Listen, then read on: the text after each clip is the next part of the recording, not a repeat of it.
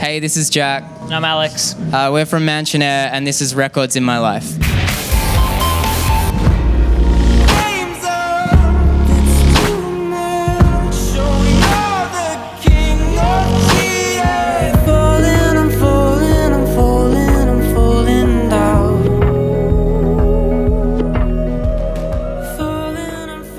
Guys, thank you so much for being on the show. Thanks for having us. How is everything going? Yeah, it's going good. Yeah, adjusting to tour life. New album, singles, what's been going on with you guys?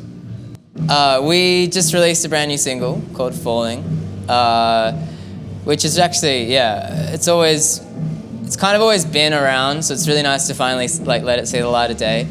So we've been watching that reaction, and everyone's been amazing and really enjoying it. I hope they're not lying. Yeah. But yeah, it's been a good year. I feel like we spent most of our time in Northern America too, so it's been a lot of fun. Tell me a bit about you guys that remixed Death Cab For Cutie single. What attracted you to the song, and do you have a favorite Death Cab For Cutie album? I mean, I feel like I don't know their albums well enough than their songs. I feel like their songs really defined. I've always loved I Will Possess Your Heart. I just think that record is incredible. But yeah, when the email came through for like, hey, Death Cab need a remix, we were all like, what? Like, really? Because like, I don't know, we were in high school when they were a thing and like a big thing for us. And so yeah, Locke, who isn't here at the moment, he kind of like really spearheaded the vision for that, and it was great just to kind of see it come to form, and we're really proud of it. So did Ben Gibbard or Death Cab For Cutie, they reached out to you guys and said we want you to? Is that not how explicitly them. It was via a few people, but it was we were like, Death Cab have a new album, let's try and get that because that'd be amazing. And yeah, remixes have been a really fun chapter for us because we've been able to be precious with our music and take our time with that, but still kind of show different aspects of what our band is and what it can do. And I think that's always been the best part, is we can do a remix, or we can do a cover, or we can feature on a song, or we can write our own music. So I think there's just a lot more fluidity in what we're trying to do, which is really fun to be a part of. Cool. So let's go back to when you were young. Well, you're still young, but let's go back to a younger record. What inspired you to start making music, start making beats and remixing? I guess one of the first, I'm not sure if it's exactly like beats and stuff, but I was having a think today, and one album that I kind of forgot about how it influenced me so much was MGMT's record, Oracular Spectacular. And just, I think because it was in year 12, I was getting towards the end of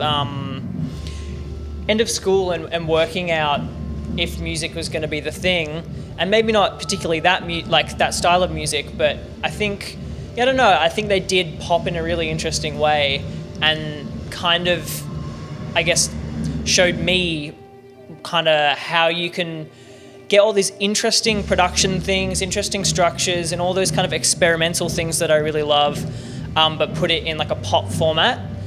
So yeah, that was kind of a big one that I didn't realize was quite an influential album until kind of really recently. So yeah, I think that one, for me when I was younger, was quite a big one. And synth music. Let's give us a good title for someone who's starting a new collection and they're delving into the synth. Maybe the Jon Hopkins record? Yeah. You're gonna say that? Singularity? Yeah. That's a good one. Or maybe the Drive soundtrack? Oh, yeah. We're a soundtrack band. Yeah. I kind of feel like that really was my start into music, was via soundtracks, because we didn't grow up entirely in the streaming world. We had, I think I learnt of Nick Drake in Garden State, and a whole bunch from that record where you're just like, whoa, that was something else.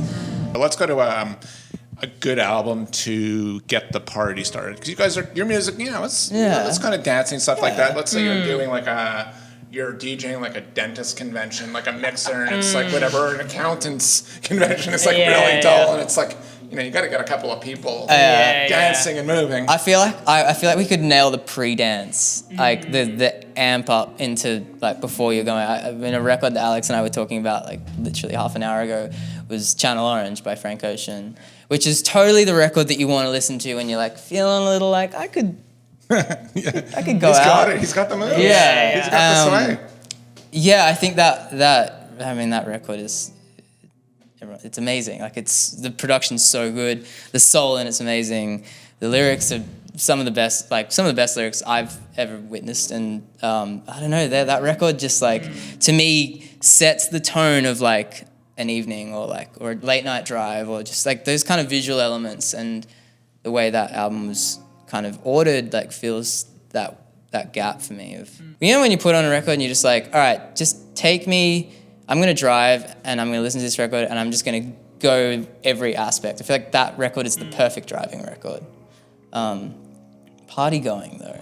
Maybe we could like go from that to maybe like Anderson.Paak and then amp it up a little bit and then maybe drop some like old school Daft Punk or something like that. I feel like Daft Punk gets everyone. Punk works. Yeah, it just works. Anderson.Paak, yeah, Malibu and then into Discovery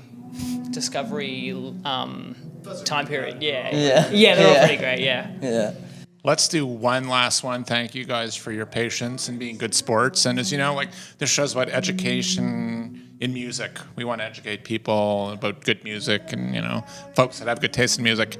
Let's give us a secret record which no one knows about, which you can pull out and say, you should really listen to this record, it can be the most obscure artists, or it can be like... I feel like you've got this. Obscure artists. It doesn't have to be obscure. Artists, yeah. It can be, I should rephrase it, it can be a record which is right there in our faces, like, Madonna's third record. Or it could be like... I've got one. I mean... I've like back to the folk thing again, shows where I lie in this band, but I really loved Blood on the Tracks by Bob Dylan. But my first entry to Blood on the Tracks wasn't Blood on the Tracks. It was the New York sessions that he had taped and sent to the label and was like, here's the record. Dylan's just gone through a breakup, like he's distraught, and he writes this incredible record in open tuning in like just like corkscrew to my heart, like lyrics, literally those exact words. And they went back and were like, no, we need to spice it up a bit. So yeah, that record to me, I still have like the CD of it that a good friend of mine gave to me when I was a little younger. And yeah, it's not that bespoke, but I feel like when I say Blood on the Tracks, people are like, oh yeah, Blood on the Tracks, I know that one, I know the cover, and I'm like, no, one level under, like give me a demo, like that's kind of where I would, that's my obscure record reference by a very ginormous artist. I didn't know. I mean, not that I know everything. I'm not John Peel, but one of the tracks is fantastic. But I'm curious now. Yeah, it's fantastic. You're a Big Girl Now on that record is so good. Dylan can write a song. He can. Yeah. He wrote a lot of bad songs too, though. So he wrote a lot more good songs, but maybe not. It's hard to hit a home run or whatever, every time. Well, you guys are from Australia, the home run. I know you know what a home run is. We know what a home run. We know what a touchdown is. We're there. Yeah. Did you give us obscure?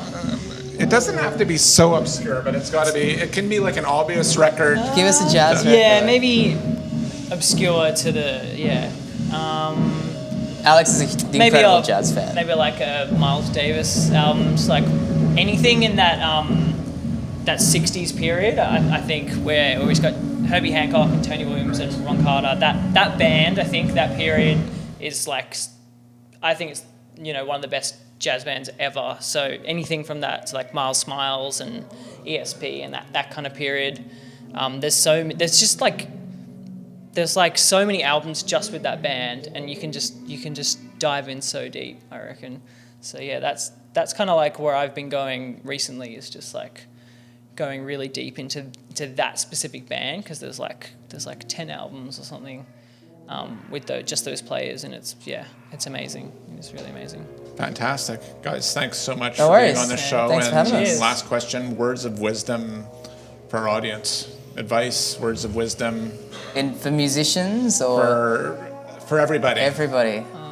Look, I feel like we've learned a lot that recently, maybe over the last couple of years, that time is everything. You're not going to know everything at once. Just chill out and keep doing.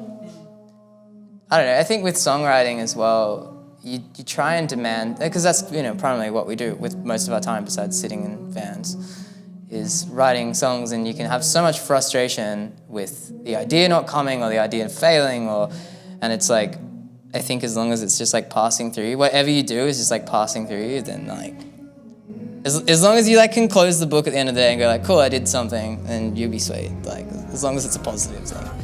That's my my lesson for the last 4 years. Yeah. That's fantastic.